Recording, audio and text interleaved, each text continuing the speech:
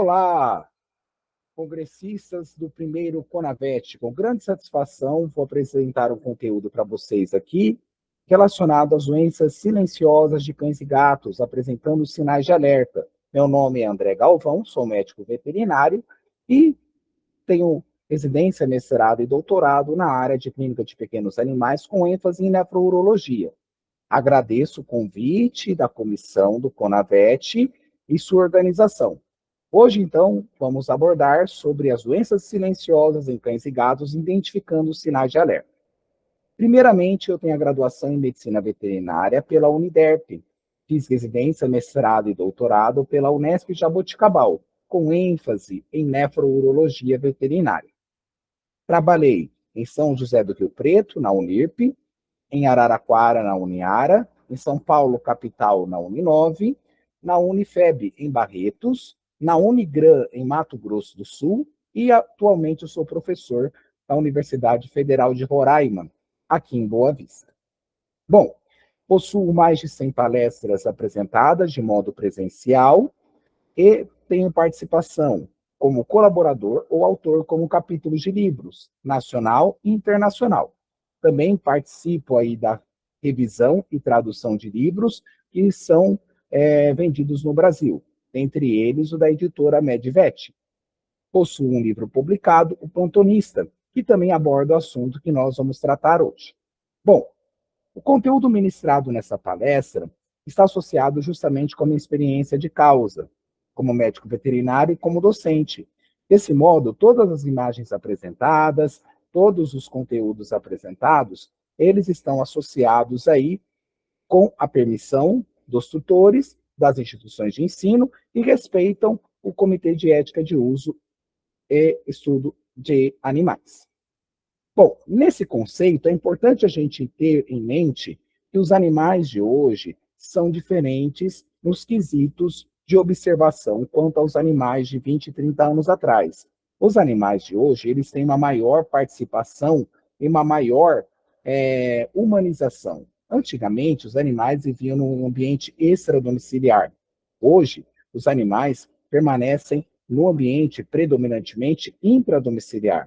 Nesse quesito, nós observamos uma importância econômica dos pequenos animais, onde no Brasil, em 2015, participou aí da economia nacional 4% da projeção do produto interno bruto, que é o PIB, apresentando um crescimento expressivo de 18,9 bilhões em 2016. No mundo, também essa proximidade do animal com o homem é nítida economicamente, onde nós temos aí o mercado em crescimento em 2017, com um faturamento de 119 bilhões de dólares.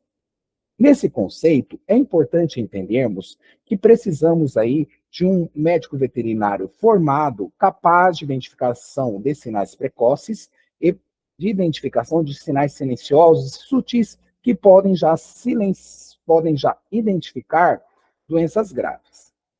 Pois essa interação entre o homem e o animal permitiu que os animais de companhia, hoje na vida do ser humano, permitam uma interação alegre, divertida e harmoniosa, reduzindo os aborrecimentos diários, com benefícios à saúde do ser humano, principalmente para o homem cardiopata. Em destaque, o cão, o gato e o próprio equino. Também, nesse contexto social, os animais domésticos atualmente possuem uma ordem simbólica e insubstituível para a sociedade, independente de crença, religião, gênero, ideologia e escolha política. Toda a sociedade hoje vê e enxerga cada animal como um ser único e substituível. E isso é importante para a formação do médico veterinário em sua graduação e também em recapitulação e atualização após formar. Nesse conceito, é importante nós recordarmos alguns pontos considerados que sinalizam condições de sinais de alerta durante a anamnese e exame físico desse paciente, do cão e do gato especificamente. Estado de consciência, o paciente está em alerta? Está deprimido? Está excitado? Postura e locomoção, está normal? Está anormal? Condição física e aspecto nutricional e tipo de dieta. Ele está obeso, normal, magro ou muito magro? Também características quanto ao padrão respiratório e condições cardiovascular. Apresenta sinais de ofegância, aumento da respiração, da frequência, dificuldade respiratória, né? Apresenta desmaio, inspeção da cabeça, avaliação das narinas, os olhos, pavilhões auriculares, musculatura mastigatória, integridade e brilho de mucosas, também associado ao consumo de água, produção de urina, principalmente porque os animais hoje estão tendo uma idade mais avançada e podem ter aí alterações do sistema nervoso que podem fazer com que esses animais, assim, não tenham a ingestão de água, principalmente associado aí pela idade, principalmente os gatos. Estado do pelame, está limpo, brilhante, erizado, com presença de pulgas, carrapatos?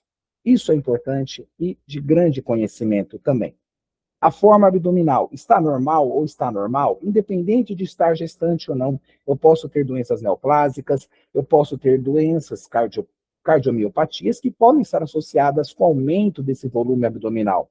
Não devemos esquecer da auscultação da traqueia, que corresponde ao sistema respiratório superior e também a verificação do que corresponde à auscultação dos campos pulmonares e do próprio coração, para fins de identificação de sinais de anormalidade e também de graus aí que indicam algum tipo de problema.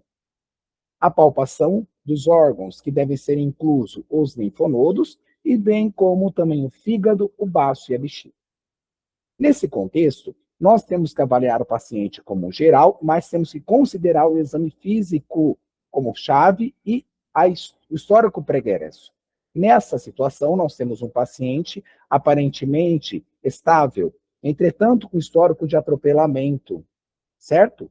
Quando submetido ao exame radiográfico, nós observamos uma hérnia diafragmática com conteúdo abdominal intratorácico, indicando uma necessidade de intervenção cirúrgica imediata. A mesma condição ocorre quando eu tenho aumento de volume abdominal de modo súbito ou gradativo de dias. Posso estar diante de uma ruptura de uma neoplasia, ruptura de baço ou ruptura de bexiga ou de uretra.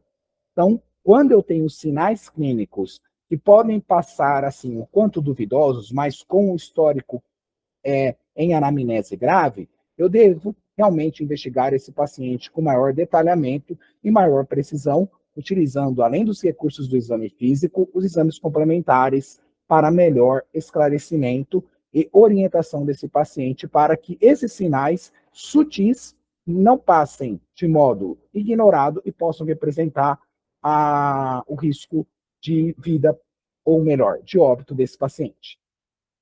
O mesmo vale para traumas crânioencefálicos, que podem ocorrer, como no caso, um filhote onde a pia caiu sobre sua cabeça. Merece atenção e merece cuidado. Desse modo, deve ser investigado todo e qualquer trauma crânioencefálico. Os processos de desidratação, como profundidade do globo ocular, ressecamento da trufa ou da narina, sem brilho e umidade da mucosa oral, ocular, peniana ou vaginal, redução do consumo de água e aumento do volume urinário, merecem atenção. São sinais de desidratação, além do tugor de pele, e devem ser avaliados. Também, durante a inspeção, nós podemos ter mudanças de comportamento do animal e não uma manifestação clássica de enfermidades, como na situação aqui, nós observamos uma assimetria facial, onde nós temos um cão que a principal queixa é uma agressividade, sendo que o cão era calmo e manso anteriormente. No exame físico, nós podemos observar aqui que nós estamos com uma assimetria facial, ok? Onde, certamente, o nervo facial está comprometido, o nervo motor. Observamos aqui, onde eu tenho um relaxamento e da maior abertura da pálpebra, uma orelha em relação à outra mais caída, um relaxamento também do que corresponde ao músculo masseter, tá? e da narina. Certamente, esse paciente está com processo de dor ou alguma instalação de um processo de inflamação ou infecção que causa esse desconforto que o deixa um tanto aí perturbado, com o que causou o aumento aí dessa sua agressividade. Na situação específica, o quadro era de uma otite crônica, que passou desapercebido pelo tutor, que merece atenção, e essa alteração de comportamento era a principal queixa. Aqui nós observamos também, e merece atenção, que todo qualquer sinal de sistema nervoso envolve o uso de luvas. Nós temos aqui, para cães e gatos, no exemplo, de uma anisocoria, quando nós temos uma diferença do diâmetro pupilar seja no cão, no gato ou qualquer outra espécie. Nessa condição específica, indica alteração do sistema nervoso central. E, nessa situação, deve-se ver verificadas enfermidades do sistema nervoso, dentre elas a raiva. Então, não passe desapercebido. Como no gato, especificamente, pode estar associado aí às condições de peritonite infecciosa felina. Sangramentos ativos também merecem atenção, como nós estamos observando aqui um cão da raça pastor alemão com epistaxe.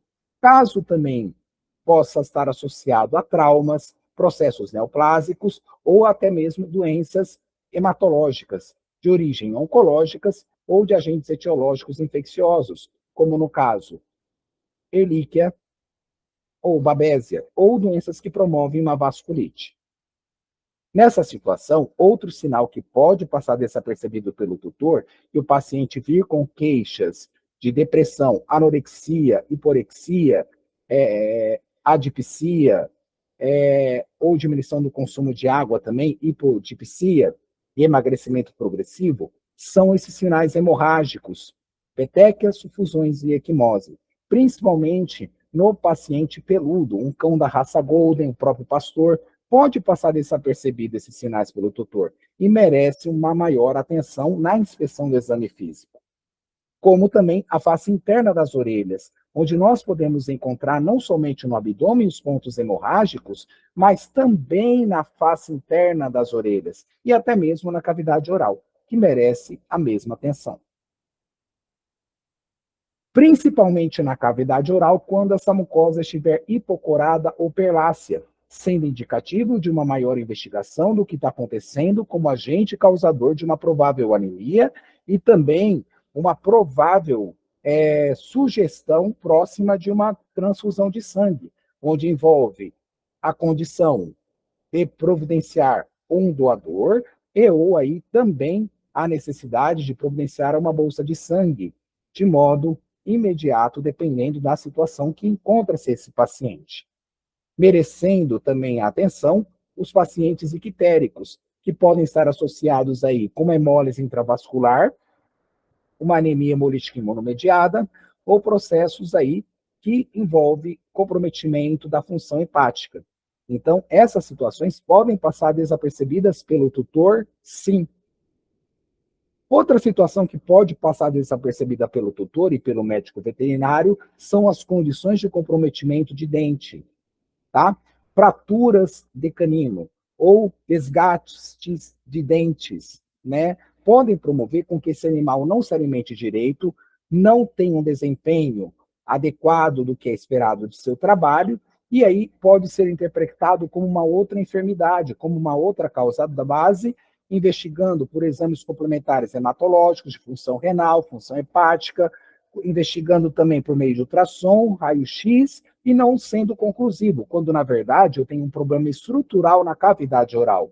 Então, vale a pena o cuidado da realização da inspeção da cavidade oral de cães e gatos. Os gatos também possuem processos inflamatórios, né, umas gengivites e até mesmo processos que envolvem aí comprometimento dos dentes, que merecem atenção, que podem vir mascarados com uma alteração clássica aí, como uma diminuição do apetite, emagrecimento progressivo, mas não tem vômito, não tem diarreia.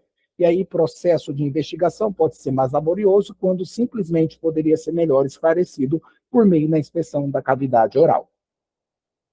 Outra situação que merece atenção, que passa desapercebida, é a doença renal crônica. A doença renal crônica, ela pode evoluir e evolui com poliúria, aumento do volume urinário, polidipsia, aumento do consumo de água, e também aí o que pode estar associado a uma provável desidratação. Entretanto, como são pacientes mais idosos, os tutores podem estar associados, quando identificado esse tipo de alteração, como pela idade, e ser considerado normal. E aí, quando tem uma manifestação clínica mais evidente de um transtorno da hemostase ou digamos, da hemostasia e ou cardiovascular associado à doença crônica, como um exemplo, a necrose de língua e queda dessa língua, o tutor se assusta. E o animal não tem nenhuma outra sintomatologia mais nítida, além de poliúria, polidipsia e discreta desidratação. Então, esses sinais merecem atenção. Aqui também trago um exemplo de um filhote de 45 dias, recém-nato, onde o tutor observou que durante as atividades diárias de brincadeira, ele permanecia, de certa forma, cianótico e ou com dificuldade respiratória durante alguns períodos do dia. Ele, ao observar esse aumento de volume aqui na região umbilical, o tutor, na sua cabeça, interpretou que era uma simples hérnia umbilical e que, para ele, não tinha necessidade de maiores intervenções. Entretanto, tá? Como no vídeo demonstrado, nós podemos observar que não é uma simples hérnia umbilical. Eu tenho comprometimento desse saco, né, herniário, o sistema respiratório e o sistema circulatório, ou seja, uma hérnia peritônio pericárdio diafragmática. O paciente, no exame físico, foi constatado uma mucosa oral normocorada e no exame físico do pênis, no mesmo momento, observou-se uma mucosa peniana cianótica. Na condição do filhote relatados posteriormente, após a estabilização do quadro, ele foi submetido a exames complementares, como eco, raio-x e provas hematológicas e também defunção de coagulopatias e foi submetido a procedimento cirúrgico, feita a correção da hérnia e o paciente está bem até hoje. Outro sinal que pode ser ignorado pelo tutor ou por não ter o conhecimento são os sinais de Piometra. O paciente pode apresentar corrimentos vaginais e ele não ter o conhecimento ou não ter a identificação, seja pela questão do pelo, seja pela questão do comportamento do animal, ou seja mesmo por questões de crenças individuais, onde o tutor passa mesmo desapercebido ou não observa muito a região genital do paciente. Merece atenção também os casos de gestação, que podem passar desapercebidos, e também os casos de pseudogestação, que também podem passar desapercebidos pelo tutor e só serem levados ao médico veterinário quando tem uma apresentação mais nítida do quadro clínico apresentado pelo animal. Todas as alterações que estou dizendo a vocês merecem atenção no exame físico geral, como também a constatação da presença dos dois testículos na bolsa escrotal, certo? Nós temos animais criptorquidas que podem evoluir com alteração de comportamento por evolução de neoplasias, que podem fazer com que esse animal tenha comportamentos diversos e estranhos, e o tutor não conseguir identificar aquilo como uma causa estrutural, mesmo porque na cabeça dele o paciente possui os dois testículos, porque ele nunca verificou. Principalmente pacientes com pelame denso, como nós podemos citar o Golden, o pastor alemão, o Border Collie, tá?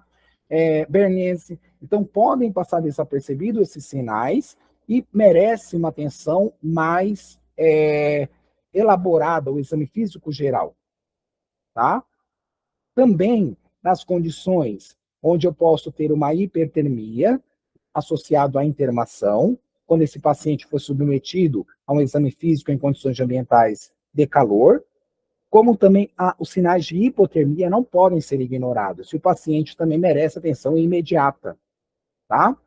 Local de inspeção de carrapatos também merece atenção, ao redor dos olhos, abaixo da mandíbula, dentro das orelhas, ao redor do ânus e no espaço interdigital, que são locais onde pode passar desapercebida a presença de carrapato. Aqui nós temos um sinal clínico característico de um paciente cardiopata, raça pequena, macho, com taquicardia, taquipneia e certamente, taquipneia, dispneia e certamente taquicardia, e merece atenção imediata. E o tutor, às vezes, pode achar que esse tipo de comportamento é normal por ele ter episódios vistos desse comportamento de modo periódico, tá? Ele não caracteriza como uma evolução de doença. Aqui, outra enfermidade que merece atenção é a sinomose, tá? Ou a mioclonia presente, que não quer dizer somente sinomose, que no caso é o único sinal manifestado por esse paciente, que depois rapidamente evoluiu para uma alteração do sistema nervoso central, entrou em status epiléticos e veio a óbito, mesmo submetido ao tratamento. Então, sinais precoces são importantes para identificação e não devem ser negligenciados e devem sim ser passados todo o histórico clínico repassado, investigado e deve ser sim explorado no momento da consulta. Também condições de queda, como eu falei para vocês, tá? Não somente de trauma crânioencefálico ou abdominal. Aqui nós temos um trauma crânioencefálico, onde o paciente apresenta comprometimento do nervo vestíbulo coclear. Mas observe que outro nervo também está comprometido. Esse paciente não está piscando do olho direito. Ele pode ter a perda do olho, caso não for lubrificado, em torno de 24 a 48 horas. Então, eu devo ter a identificação da inspeção desses sinais silenciosos para que eu não tenha comprometimento da qualidade de vida desse paciente e avaliá-lo sempre de modo geral, entretanto, muito bem minucioso e detalhado. Aqui nós temos a apresentação clássica de uma convulsão que pode ser confundida com um desmaio ou síncope. Então, movimentos de pedalar, salivação, movimentos de maxila, urinar e defecar, inconsciência, tá? São associados aí à convulsão, mas há extrema importância considerar a atividade muscular intensa, tá? Associada ao quadro. Diferente do quadro de desmaio, que nós chamamos de síncope, onde nessa situação aqui, nós observamos que o paciente está em sua atividade, ele simplesmente realiza o seu decúbito e, posteriormente, tem a ausência dos sinais de atividade. Ele desmaia. Não observamos movimento muscular, não observamos salivação, não observamos movimentos de pedalar. Observamos apenas a micção, que pode estar presente nos dois processos. E também observamos a perda de consciência. Aqui é um desmaio. Aqui nós temos um paciente também que merece atenção, cuja queixa principal era que durante o processo do horário de almoço, ele estava interagindo com seus tutores e, em dado momento, ele sobe e desce do sofá e tem um grito agudo. Após ele ter esse grito agudo, ele tem dificuldade em locomoção dos membros pélvicos. Observem, é esperado que um gato macho, com temperamento de ser um tanto assim agressivo, tenha esse comportamento de ficar manso e não de locomoção durante o atendimento e avaliação clínica? Observamos. No exame físico desse paciente, quando ele entrou no processo de avaliação clínico-cirúrgica, porque pensaram-se que poderia ser uma fratura de membro pélvico ou comprometimento do sistema muscular esquelético, a residente percebeu que a temperatura do membro pélvico estava fria em relação à temperatura dos membros torácicos. Esse paciente, na verdade, ele desenvolveu o tromboembolismo, porque ele era um paciente já com uma doença silenciosa instalada, uma cardiomiopatia hipertrófica. E o sinal foi agudo. A resolução desse quadro tem que ser realizada em 4 horas. e pode sim passar desapercebida pelo tutor e pelo médico veterinário, porque a avaliação desse paciente do sistema locomotor por meio de raio-x pode mostrar que não tem nenhuma alteração, quando na verdade a alteração do sistema locomotor dele é associada a uma dificuldade da circulação local. O mesmo vale para situações que compreendem ânus e próstata, onde eu posso ter uma dificuldade em urinar, uma dificuldade em defecar, e também, nessa situação, o comprometimento de evolução de modo crônico e silencioso de cálculos instalados na bexiga. E se o tutor não tem um contato ou observa isso de modo esporádico, ele pode ignorar. Ah, ele ficou assim um momento, depois ele urinou normal. Ah, ele ficou assim um momento, depois ele ficou normal. E aí tem um quadro, quando esse quadro realmente evolui de modo mais grave, merecendo atenção e intervenção imediata. Aqui da próstata, é importante reforçar que os primeiros sinais clínicos envolvem umas fezes, devido ao crescimento da próstata de normal para a hiperplasia prostática benigna, uma compressão do reto, essas fezes ficam mais finas e com estrias de sangue, devido ao aumento prostático. Também é importante nós termos a observação para indivíduos com anemia, não somente os quesitos nutricionais, mas também a condições de esfoliação e perda de sangue de outras vias, como no caso aqui as verminoses. E aqui a perda de sangue pelo sistema gastroentérico, uma melena. A avaliação do sistema cardiovascular deve ser considerada, principalmente o processo aqui da pressão arterial sistêmica, onde nós observamos aqui, tá? A mensuração do paciente, da sua pressão arterial sistólica e diastólica conforme a mudança do som. Nessa condição, é importante, caso esse paciente tenha hipertensão, eu fazer a verificação do fundo de olho, o exame de fundo de olho. Caso eu não tenha um oftalmologista nesse momento para realizar tal exame, eu posso também utilizar outro recurso, como o exame ultrassonográfico para verificação da retina no fundo do olho. Então, aqui nós temos um olho, né, um diagrama, onde eu tenho a câmara anterior, cristalino e o vítreo. Aqui nós temos a imagem de ultrassom esperado normal de um olho normal.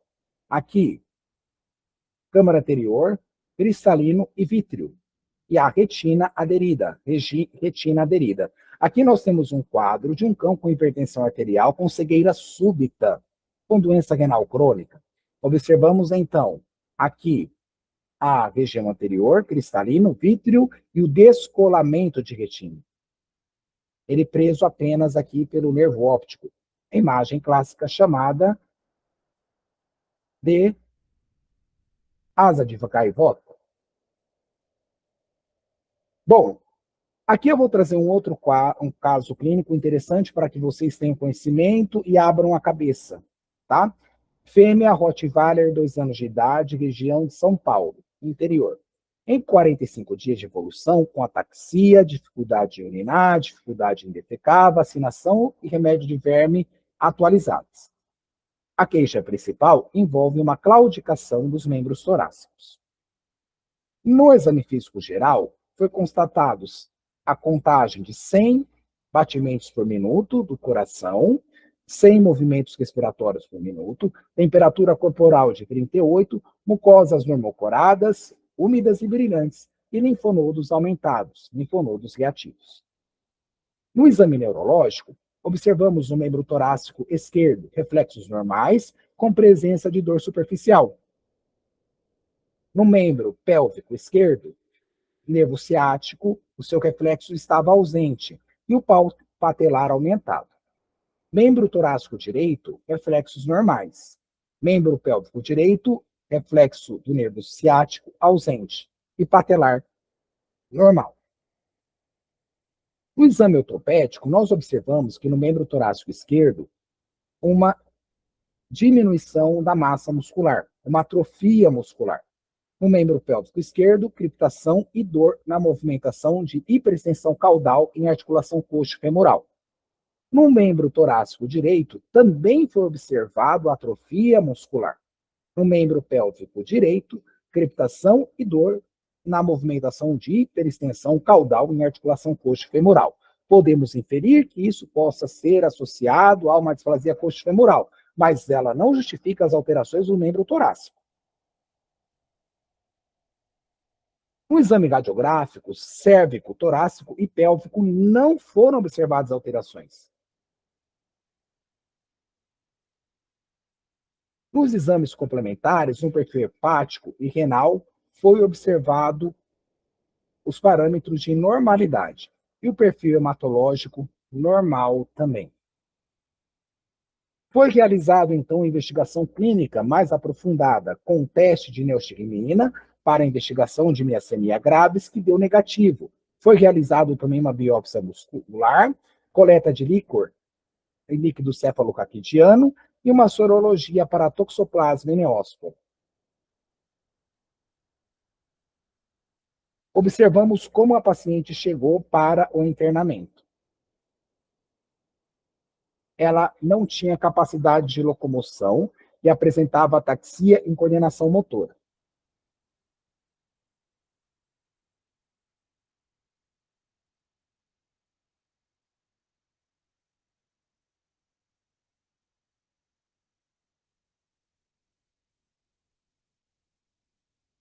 Novamente, ela na unidade de internamento, onde você observa que ela não consegue realizar a locomoção e permanece em estação em poucos momentos. Nesse primeiro momento, ela já veio com tratamento anterior de cefalexina, ranitidina, tramal e prednisona. Dos exames complementares, o teste de neostigmina foi negativo, não sendo miastenia graves nesse primeiro momento. Foi feito a procura de anticorpos também, pesquisando miastenia graves, que também o resultado foi negativo. Não foi achado nenhuma alteração no líquido cefalocaquidiano e na biópsia muscular não foi conclusivo os achados. Entretanto, no teste sorológico de toxoplasma e neóspora, nós observamos uma titulação de 1:640 para a neóspora canis. E o paciente, então, foi adequado ao tratamento e com a introdução da sulfitrimetropin de 30 miligramas por quilo, BID 28 dias, conforme preconizado para doenças do sistema nervoso central, descrito por Jericó, com a finalidade de atingir o sistema nervoso central, ultrapassando a barreira hematocefálica e hematobicocórica, foi prescrito a sulfa, com trimetropim, ranitidina, tramal e o desmame de prednisona. Passado uma semana de tratamento, nós observamos então aí a paciente que é a que está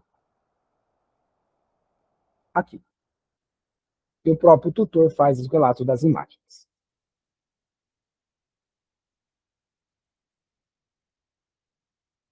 Então, merece observação, tá, que esses sinais que possam parecer clássicos, ou que tudo que for talvez, vocês investiguem. Seja no exame físico geral, seja na anamnese. Investiguem de modo mais aprofundado. Não deixem passar desapercebido, tá? Porque senão nós estaremos aí te retardando uma opção em tratamento e a qualidade de vida desse paciente. Agradeço enormemente a paciência de vocês. A palestra foi um tanto superficial, que é apenas para fazer as reflexões, e deixo aqui também, reforço a mensagem. As clínicas apresentadas hoje são diferentes das clínicas escritas clássicas no livro, devido a essa proximidade do homem com o animal. Então, sinais sutis são mais percebidos, embora não estão descritos nos livros. E merece uma investigação elaborada, considerando a anamnese histórico-pregresso, e os achados do exame físico geral, que se causou dúvidas, gerou talvez na sua cabeça, por favor, investigue. Agradeço mais uma vez a comissão organizadora do primeiro Conavet, agradeço a paciência de vocês, está aí meu e-mail para fins de retirada de dúvidas, e o meu Instagram. Muito obrigado e até a próxima. Beijo no coração de vocês, meus queridos.